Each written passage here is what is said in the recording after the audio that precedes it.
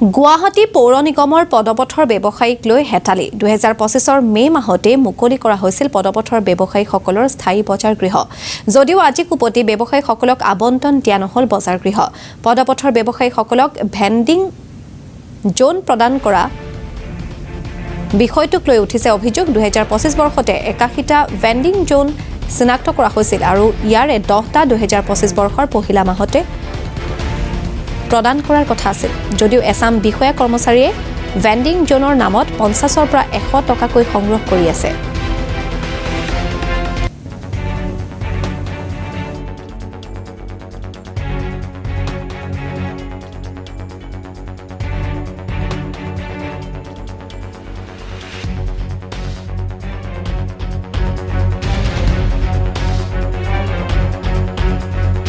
নাই দিয়া নাই দিয়া নাই পইচা নিদিলে তাহাঁতে খংতে এইবিলাক নাই মই অল অসমৰ প্ৰথম সম্পাদক আছিলোঁ মই বিগত 2 বছৰ ধৰি প্ৰথম মই প্ৰেচিডেণ্ট হৈ আছোঁ কিন্তু মই পৌৰ নিগমৰ ব্যৱসায়ী সন্থাৰ এতিয়ালৈকে পৌৰ নিগমৰ লগত আমি মিটিং কৰি আছোঁ চৰকাৰৰ লগত আলোচনা কৰি আছোঁ তেখেতসকলে আমাক 2025 জানুৱাৰীতে আপুনি যদি চাই নিউজ গম পাব আমাৰ পৌৰপতি মৃগন শইকীয়া ডাঙৰীয়াই আমাক ভেন্ডিং জোন দিম বুলি কৈছিল কিন্তু ভেন্ডিং জোন হৈ থাকিল আমি টাউন ভেন্ডিং কমিটিৰ মই এজন সদস্য হয় তাতে আমি এপ্ৰুভেল কৰিছিলোঁ কমিশ্যনৰ জৰিয়তে 81টা ভেন্ডিং জোন 81টা সেই ভেন্ডিং জোন আজিলৈকে কাৰ্যকৰৰ ক্ষেত্ৰত সক্ষম হৈ নুঠিল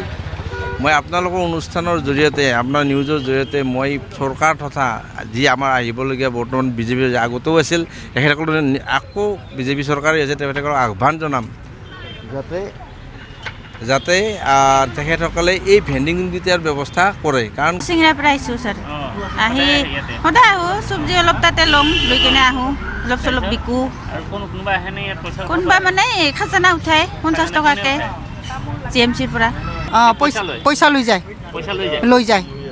50 টকাকৈ উঠায় 50 টকাকৈ